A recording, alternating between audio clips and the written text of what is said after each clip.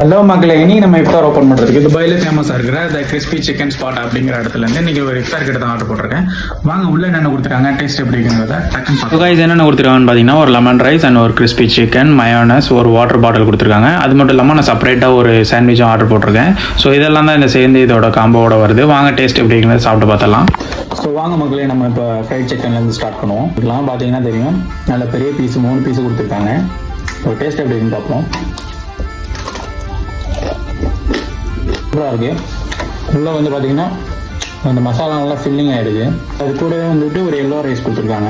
So நல்லா அந்த ஜீரா, கிராம்பு இதெல்லாம் போட்டுருக்காங்க. ஸோ அதோட ஸ்மெல் நல்லா இருக்குது சாண்ட்விச். ஸோ டேஸ்ட் எப்படி பார்ப்போம்.